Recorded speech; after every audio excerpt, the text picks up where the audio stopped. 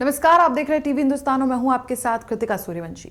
PM Modi ने अपने 2 दिवसीय गुजरात दौरे के दौरान केवड़िया के एकता नगर में संयुक्त राष्ट्र महासचिव एंटोनियो गुटेरेस से मुलाकात की। मुलाकात के बाद दोनों नेताओं ने स्टैच्यू ऑफ यूनिटी में मिशन लाइफ अभियान की शुरुआत की। इस मिशन का उद्देश्य त्रिस्तरीय रणनीति को लागू करके जलवायु परिवर्तन के प्रभावों का मुकाबला करना है। मिशन लाइफ में दुनिया भर से एक नई शुरुआत की अपील की गई। इसमें पर्यावरण को बचाने के लिए शपथ लेने के अलावा संरक्षण की दिशा में काम करने के लिए प्रेरित किया जाएगा।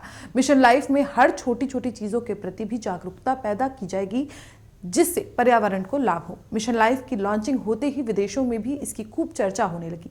कई अन्य देशों के नेताओं ने इसे लेकर संदेश भेजना शुरू कर दिया है। वहीं इस दौरान पीएम मोदी ने अपना संबोधन भी दिया। उन्होंने मिशन लाइफ अभियान के बारे में कई अहम बातें बताई। आइए जानते हैं पीएम मोदी के संबोधन की मुख्य बातें। मुझे खुशी है कि मिशन लाइफ को लॉन्चिंग के समय से अनेक देश इस संकल्प के साथ जुड़े हुए हैं। मैं फ्रांस के प्रेसिडेंट श्री मैक्रो, यूके के प्रधानमंत्री लीज ट्रस, गुयाना के प्रेसिडेंट इरफान अली, अर्जेंटीना के प्रेसिडेंट आल्वो फर्नांडिस, मॉरिशस के प्रधानमंत्री प्रवीण जगन्नाथ, मेडागास्कर के प्रेसिडेंट एंडी रोजेज जी, नेपाल के प्रधानमंत्री शेर बहादुर जी, मालदीव के भाई सोली जी, अर्जेंटीना के मिनिस्टर जेरी एल्वेजिका, इंडोनेशिया के प्राइम मिनिस्टर काया क्लास का हृदय से धन्यवाद करता हूं। साथियों, ये आयोजन हमारे राष्ट्रीय गौरव सरदार वल्लभ भाई पटेल की विशाल प्रतिमा स्टैच्यू ऑफ यूनिटी के सानिध्य में हो रहा है और क्लाइमेट चेंज के खिलाफ लाइफ में यूनिटी ही सबसे महत्वपूर्ण फैक्टर है। दुनिया की सबसे बड़ी प्रतिमा हमें पर्यावरण से जुड़े ऊंचे लक्ष्य तक तय करने और उन्हें पूरा करने की प्रेरणा देगी। साथियों, जब प्रतिमान विशाल होते हैं तो कीर्तिमान भी विशाल होते हैं। इस कार्यक्रम का आयोजन गुजरात में होना बहुत मायने रखता है और ये बिल्कुल उपयुक्त भी है। गुजरात भारत के उन राज्यों में से एक है जिसने सबसे पहले रिन्यूएबल एनर्जी और एनवायरमेंट प्रोटेक्शन की दिशा में काफी बहुत कदम उठाना शुरू कर दिया था। चाहे बात नहरों पर सोलर पैनल लगाने की हो या सूखाग्रस्त इलाकों में जल स्तर बढ़ाने के लिए वाटर कंजर्वेशन का अभियान हो, गुजरात हमेशा एक प्रकार से लीडर के रूप में, एक ट्रेंड सेटर के रूप में रहा है। साथियों, क्लाइमेट चेंज को लेकर ऐसी धारणा बना दी है जैसे सिर्फ पॉलिसी से जुड़ा विषय है, लेकिन जैसे ही हम इस मुद्दे का पॉलिसी से जोड़कर देखने लगते हैं, जाने अनजाने में हमारे मन में ये बात बैठ जाती है कि इस पर सरकार ही कुछ करेगी, या फिर ये सोचते हैं कि अंतर्राष्ट्रीय संस्थाओं को इस पर कोई कदम उठाना चाहिए। ये बात सही है कि सरकार, अंतर्राष्ट्रीय संस्थाएं, उनकी भूमिका बड़ी है और वो इसे संभाल करने का प्रयास भी कर रहे हैं, लेकिन हम सभी देख सकते हैं कि अब इस मुद्दे की गंभीरता चर्चाओं से बाहर निकलकर दुनिया के हर कोने में, हर घर में आज नजर आने लगी है। क्लाइमेट चेंज से हो रहे बदलाव लोग अपने आसपास महसूस करने लगे हैं। पिछले कुछ दशकों में हमने इस दुष्प्रभाव को और तेज देखा है, अप्रत्याशित आपदाओं को झेला है। आज हमारे ग्लेशियर्स पिघल रहे हैं, समुद्रों का जलस्तर बढ़ रहा है, हमारी नदियां सूख रही है, मौसम अनिश्चित हो रहे हैं और ये बदलाव लोगों को सोचने पर मजबूर कर रहे हैं कि क्लाइमेट चेंज के मुद्दे को सिर्फ पॉलिसी मेकिंग के लेवल पर ही नहीं छोड़ा जा सकता। लोग खुद महसूस करने लगे हैं कि एक व्यक्ति, एक परिवार और एक समुदाय के तौर पर उन्हें इस धरती के लिए, इस प्लेनेट के लिए कुछ न कुछ जिम्मेवारी उठानी चाहिए, खुद ने भी कुछ करना चाहिए। लोग जानना चाहते हैं कि अपने खुद के प्रयत्न में या परिवार के साथ और अपने समुदाय के साथ मिलकर वो कौन से कदम उठा सकते हैं जिससे धरती की सुरक्षा हो सके, इस पृथ्वी की सुरक्षा हो सके। इन सारे सवालों का जवाब मिशन लाइफ में है। मिशन लाइफ का मंत्र है लाइफस्टाइल फॉर एनवायरमेंट। पृथ्वी पर रहने वाले प्रत्येक व्यक्ति को व्यक्तिगत प्रयासों की कामना के साथ ही आज ये मिशन लाइफ का ये विजन दुनिया के सामने रख रहा हूं।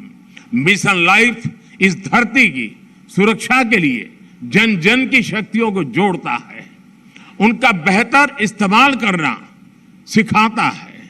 मिशन लाइफ क्लाइमेट चेंज के खिलाफ लड़ाई का लोकतांत्रिक डेमोक्रेटिक एक प्रकार से उसका विस्तार कर रहा है, जिससे हर कोई अपने सामर्थ्य के हिसाब से योगदान दे सकता है।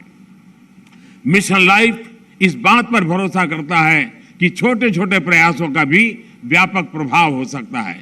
मिशन लाइफ हमें प्रेरित करता है कि हम सब अपनी रोजमर्रा की जिंदगी में ऐसा बहुत कुछ कर सकते हैं जिससे पर्यावरण की सुरक्षा हो। मिशन लाइफ ये मानता है कि अपनी लाइफस्टाइल में बदलाव करके एनवायरमेंट की रक्षा की जा सकती है। ये आपको दो बहुत दिलचस्प उदाहरण देना चाहता हूं, बड़ी सरल बातें मैं बताना चाहता हूं। आपने देखा होगा कुछ लोगों को एसी का टेम्परेचर 17 डिग्री या 18 डिग्री सेल्सियस पर रखना बहुत पसंद होता है, लेकिन एसी का टेम्परेचर इतना कम करने के बाद यही लोग सोने के समय कंबल या रजाई का सहारा लेते हैं। एसी का हर डिग्री टेम्परेचर कम करना पर्यावरण पर उतना ही नकारात्मक प्रभाव, यानी उसको अगर हम बचा सकते हैं, कोशिश करके कर सकते हैं। यानी हम अपनी लाइफस्टाइल को ठीक करके हम तो पर्यावरण की कितनी बड़ी मदद होगी। लाइफस्टाइल से जहां भी एक और उदाहरण मैं बताना चाहता हूं, हम देखते हैं कि कुछ लोग 5 किलोमीटर प्रति लीटर के एवरेज वाली गाड़ी लेकर के जिम जाते हैं और जिम में ट्रेडमिल पर जमकर अपना पसीना बहाने की कोशिश करते हैं। अरे भाई, अगर ये पसीना आप पैदल चलकर या साइकिल पर जिम जाकर के उठा लेते तो पर्यावरण की रक्षा भी होती और आपके स्वास्थ्य की भी रक्षा होती। साथियों, लाइफस्टाइल से व्यक्तिगत और समाज के छोटे छोटे प्रयासों से कैसे बड़े नतीजे आ सकते हैं, मैं इसका भी उदाहरण देना चाहता हूं। भारत में हमने कुछ साल पहले देशवासियों से ज्यादा एलईडी बल्ब इस्तेमाल करने के लिए आग्रह किया था। मकसद यह था कि लोग को बिजली का बिल कम हो, बिजली का कम खर्च हो और पर्यावरण की भी रक्षा हो। सरकार ने एलईडी बल्ब की एक योजना शुरू की और देश का प्राइवेट सेक्टर भी इसमें भागीदार हो गया। यहां आए अंतर्राष्ट्रीय एक्सपर्ट्स ये जानकर के उनको हैरानी होगी कि कुछ ही समय के भीतर भारत के लोगों ने 160 करोड़ से ज्यादा एलईडी बल्ब अपने यहां में लगा दिए, परिवर्तन कर दिया। और इसका प्रभाव यह है कि 100 मिलियन टन से ज्यादा कार्बन डाइऑक्साइड का उत्पादन हम कम कर पा गए, उसका उत्सर्जन कम कर पाए। और मैं ये आपको नोट करने के लिए जरूर कहूंगा कि ये प्रतिवर्ष हो रहा है, ये सिर्फ एक बार की घटना नहीं, हर वर्ष ये बेनिफिट होने वाला है और उसका लाभ होने वाला है। एलईडी की वजह से अब हर साल इतना उत्सर्जन कम होने लगा है। साथियों, गुजरात महात्मा गांधी की भूमि है, जन्मभूमि है, तो उन विचारकों से एक जो बहुत पर्यावरण संरक्षण और प्रकृति के साथ तालमेल लेकर के जीवन जीने का महत्व समझ गए। उन्होंने ट्रस्टीशिप के अवधारणा की विकसित की थी। मिशन लाइफ इस सबको पर्यावरण के ट्रस्टी बनाता है। ट्रस्टी वो होता है जो संसाधनों का अंधाधुंध इस्तेमाल नहीं होने देता। एक ट्रस्टी एक शोषक के रूप में नहीं बल्कि पोषक के रूप में काम करता है। मिशन लाइफ P3 की अवधारणा को मजबूत करेगा। P3 यानी प्रो प्लेनेट पीपल। आज हम एक ऐसी दुनिया में जी रहे हैं जहां इस बात की चर्चा रहती है कि कौन किस देश या गुट के साथ है और कौन किस देश या गुट के खिलाफ है। लेकिन मिशन लाइफ धरती के लोगों को प्रो प्लेनेट पीपल के तौर पर जोड़ता है, उनको अपने विचार से समाहित करता है, एक कर देता है। ये लाइफस्टाइल ऑफ द प्लेनेट, ये lifestyle of the planet, for the planet and by the planet की मूल सिद्धांत पर चलता है। साथियों, अतीत से सीख कर ही हम बेहतर भविष्य का निर्माण कर सकते हैं। भारत में हजारों वर्षों से प्रकृति की पूजा की समृद्ध परंपरा रही है। हमारे वेदों में भी बहुत सटीक तरीके से कहा है कि जल, जमीन, वायु और सभी प्रकृति प्रदत्त चीजों का महत्व समझाते हैं। जैसे अथर्ववेद कहता है, माता भूमि ही पुत्रो हम पृथ्व्या, अर्थात पृथ्वी हमारी माता और हम उसके संतान हैं। रिड्यूस, रीयूज एंड रिसाइकल और सर्कुलर इकोनॉमी हमारे वर्षों से हम भारतवासियों की लाइफस्टाइल का अंग रहा है। और हम सभी जानते हैं कि दुनिया के कई हिस्सों में, कई देशों में ऐसी प्रथाएं आज भी है, प्रचलित है, जो हमें प्रकृति के साथ तालमेल बिठाकर चलने के लिए प्रेरित करती है। मिशन लाइफ प्रकृति के संरक्षण से जुड़ी हर इस लाइफस्टाइल को समाहित करेगा, जिसे हमारे पूर्वजों ने अपनाया था और जिसे हम अपने जीवन शैली का हिस्सा बना सकते हैं। साथियों, आज भारत में सालाना प्रति व्यक्ति कार्बन फुटप्रिंट करीब 1.5 टन ही है, जबकि दुनिया का औसत 4 टन प्रति वर्ष का है।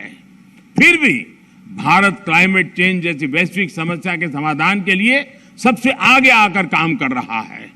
इसने उज्ज्वला योजना शुरू की ताकि कोयले और लकड़ी से धुएं से मुक्ति मिले। हम वाटर सिक्योरिटी को ध्यान में रखकर भारत में हर जिले में 75 अमृत सरोवर आज बनाने का बहुत बड़ा अभियान चला रहे हैं। हमारे यहाँ वेस्ट से वेल्थ पर अभूतपूर्व बल दिया जा रहा है। आज भारत के पास विश्व में रिन्यूएबल एनर्जी को चौथी सबसे बड़ी क्षमता के रूप में हमने उभार पाए हैं। आज हम विंड एनर्जी में भी चौथे नंबर पे हैं, सोलर एनर्जी में भी 5वें नंबर पे हैं। पिछले 7-8 वर्षों में भारत की रिन्यूएबल एनर्जी की क्षमता करीब 290% का इजाफा हुआ है। इससे हमने इलेक्ट्रिक क्षमता का 40% नॉन फोसिल फ्यूल यानी उस सोर्स को ही हासिल करने का लक्ष्य अब भी हमने समय सीमा से 9 साल पहले हासिल कर लिया है। हमने पेट्रोल में 10% इथेनॉल ब्लेंडिंग का लक्ष्य भी तय किया था और उसे भी समय सीमा से 5 महीने पहले ही हमने पूरा कर लिया है। अब भारत पेट्रोल में 20% इथेनॉल ब्लेंडिंग के लक्ष्य पर काम कर रहा है। हाइड्रोजन इकोसिस्टम के लिए भारत पर्यावरण के अनुकूल ऊर्जा स्रोत की तरफ भी बहुत तेजी से कदम बढ़ा रहा है और ये गुजरात ग्रीन हाइड्रोजन के लिए हब के रूप में विकसित होता चला जा रहा है। इससे भारत और विश्व के कई देशों को नेट जीरो के अपने लक्ष्य को हासिल करने में बहुत बड़ी मदद मिलेगी। साथियों, आज भारत प्रगति भी कर रहा है और प्रकृति भी का उतना ही उत्तम उदाहरण बना करके तालमेल के साथ जीने का एक रास्ता को बना रहा है। आज भारत विश्व की 5 की बड़ी अर्थव्यवस्था भी बना है। हमारा वन क्षेत्र भी बढ़ रहा है। अन्य जीवों की संख्या में भी हमारी यहाँ लगातार वृद्धि हो रही है। भारत अब दुनिया के साथ अपनी भागीदारी का और ज्यादा बढ़ाना चाहता है। वन सन, वन वर्ल्ड, वन ग्रिड जैसे अभियान ऐसे ही लक्ष्यों की तरफ हमारे संकल्पों को मजबूत करते हैं। Coalition for disaster resilient infrastructure, इसके निर्माण का नेतृत्व करके भारत पर्यावरण सुरक्षा के प्रति अपनी अवधारणा से दुनिया को अवगत करा चुका है। मिशन लाइफ इसी कड़ी में एक अगला कदम है। साथियों, सेक्रेटरी जनरल एंटोनियो गुटेरेस मेरी इस बात से सहमत होंगे कि जब भी भारत और संयुक्त राष्ट्र ने मिलकर काम किया है, दुनिया को बेहतर बनाने को नए रास्ते मिले हैं। भारत ने अंतर्राष्ट्रीय योगा दिवस का प्रस्ताव दिया था, जिसे संयुक्त राष्ट्र को समर्थन दिया था, और आज संयुक्त राष्ट्र के उस समर्थन के कारण दुनिया के करोड़ों लोगों के स्वस्थ जीवन की प्रेरणा का योग एक कारण बन गया है। वैसा ही एक उदाहरण इंटरनेशनल ईयर ऑफ मिलेट का है। भारत अपने पारंपरिक और पर्यावरण के अनुकूल मोटे अनाज से दुनिया को जोड़ना चाहता था। संयुक्त राष्ट्र ने इसका भी समर्थन किया। हम अगले साल इंटरनेशनल ईयर ऑफ मिलेट मनाने वाले हैं, लेकिन अभी से दुनिया भर में इसकी चर्चा प्रारंभ हो चुकी है। मुझे विश्वास है कि संयुक्त राष्ट्र के समर्थन से मिशन लाइफ को विश्व के हर कोने में, हर देश में, हर नागरिक तक पहुंचाने में बहुत बड़ी सफलता मिलेगी। हमें एक मंत्र को याद रखना है, प्रकृति रक्षति रक्षिता, अर्थात जो प्रकृति की रक्षा करते हैं, प्रकृति उनकी रक्षा करती है। मुझे विश्वास है इसी मिशन लाइफ पर चलते हुए एक बेहतर दुनिया का निर्माण कर पाएंगे। आप सभी का एक बार फिर मैं आभार व्यक्त करता हूं, और यूएन के इस समर्थन के लिए मैं फिर से एक बार हृदय से धन्यवाद करते हुए मेरी वाणी को विराम देता हूं। धन्यवाद।